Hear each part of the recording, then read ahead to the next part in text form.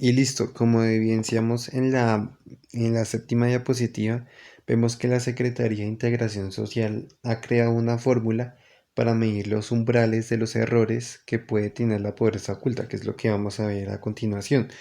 Esta fórmula como tal, pues la vamos a explicar a continuación. Como tal, se define en una regresión logística. ¿Qué quiere decir esto? Es una herramienta estadística que se utiliza para calcular la probabilidad que puede tener la pobreza oculta en un evento binario. Esto pues como tal se diferencia de una regresión lineal tradicional. No es como algo lineal, sino es algo muy variable. Puede fluctuar dependiendo de las circunstancias. Esto quiere decir que puede llegar desde el 0% hasta el 100% de probabilidad. Es una variable probabilística. Y como tal, los símbolos que representa cada uno, pues son los siguientes. Son los que vemos aquí en la parte de la derecha. El IPOM es el índice de pobreza oculta multidimensional, que es todo lo que hemos mencionado previamente, en toda la pobreza, todo lo de la pobreza oculta y todo lo que converge a nivel universal, lo que es lo multidimensional. La Y es la variable de resultado, entonces es el total de lo que dio la fórmula que está en la parte derecha. El uno es el hogar por oculto, entonces representa la vivienda de cada uno de los casos. La EXP, el EXP o el Euler, ahí están distinguidos, pero significan lo mismo. El número de Euler es una variable que significa que se utiliza para curvar la relación matemática y pues asegurar el resultado que se mantenga entre el rango de la probabilidad de 0 a 1. Es una parte binaria que lo formuló este Leonard Euler, que fue un matemático suizo muy famoso, creador de ese número, que mide 2,71. Es un número irracional, al igual que el pi.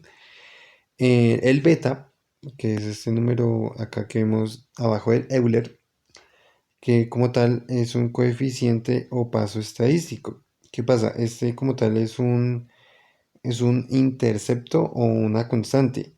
Este como tal es el valor base del modelo de cuántas veces mide las variables cuando llegan a cero.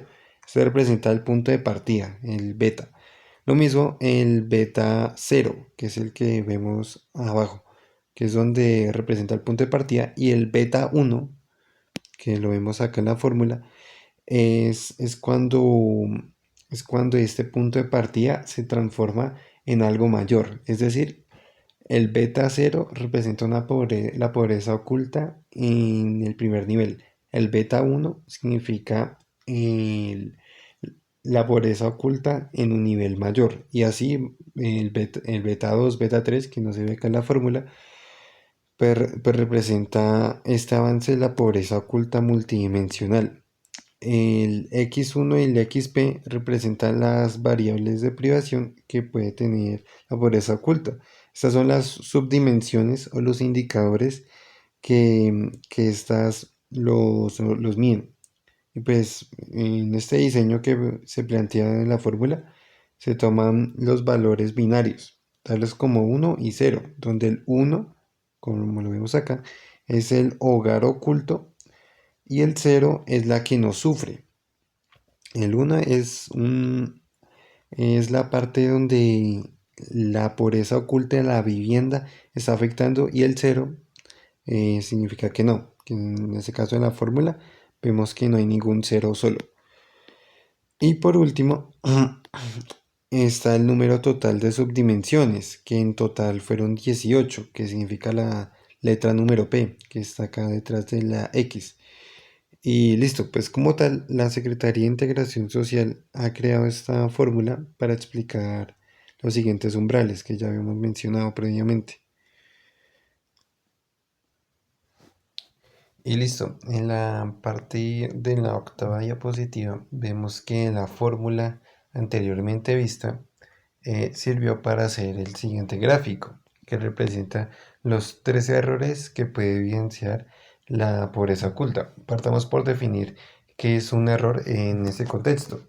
Todo esto se rige bajo la investigación social y la estadística evidencia que los errores de la gráfica representan las equivocaciones que puede tener la cuantificación al momento de intentar clasificar a todo el tema de la población.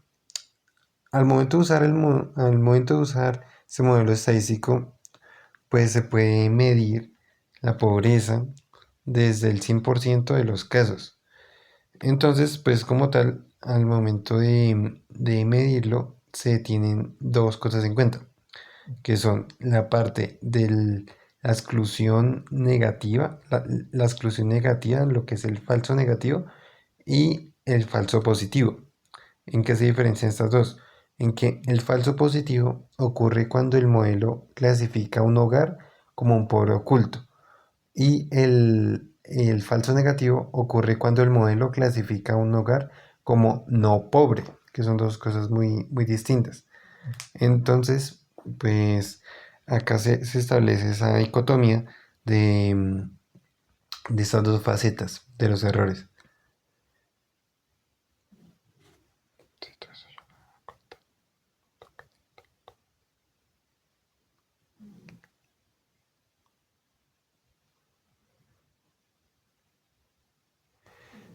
Y listo, pues como tal, ya teniendo en cuenta esta definición de error del falso positivo y el falso negativo, pues evidenciamos que este umbral llegó a una exclusión del 0,15%. ¿Qué pasa?